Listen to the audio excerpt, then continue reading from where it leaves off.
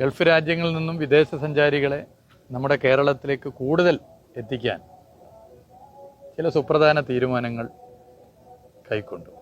Arab രാജ്യങ്ങളിൽ നിന്നും വരുന്ന സഞ്ചാരികൾ അവരെ തിരിച്ചവരുടെ നാട്ടിലെത്തുമ്പോൾ കേരളത്തെക്കുറിച്ച് കൂടുതൽ നല്ല നിലയിൽ പ്രചരിപ്പിക്കാൻ സാധ്യമാകുന്ന ഒട്ടേറെ കാര്യങ്ങൾ പൊതുവെ ചർച്ച ചെയ്യുകയുണ്ടായി. നെടുമ്പാശ്ശേരി വിമാനത്താവളവുമായി ബന്ധപ്പെട്ട് അറബ് സഞ്ചാരികൾ കൂടുതൽ വരുന്ന കേന്ദ്രമെന്നുള്ള നിലയിൽ ചില കാര്യങ്ങൾ ആലോചിക്കാൻ വിമാനത്താവള അതോറിറ്റിയുമായി ടൂറിസം വകുപ്പ് യോഗം ചേരാൻ തീരുമാനിച്ചു.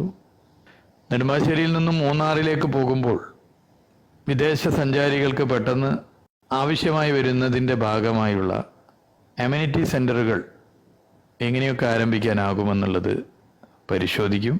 ഈ റൂട്ടിൽ 5ഓളം പൊതുമരാമത്ത് വകുപ്പിൻ്റെ റെസ്റ്റ് ഹൗസുകളുണ്ട്.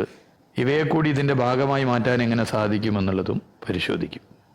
നിലവിൽ അറബ് രാജ്യങ്ങളിൽ നിന്നും വരുന്ന സഞ്ചാരികളുടെ എണ്ണം നല്ല നിലയിൽ വർദ്ധിപ്പിക്കാൻ സാധിക്കും എന്നാണ് പ്രതീക്ഷിക്കുന്നത്.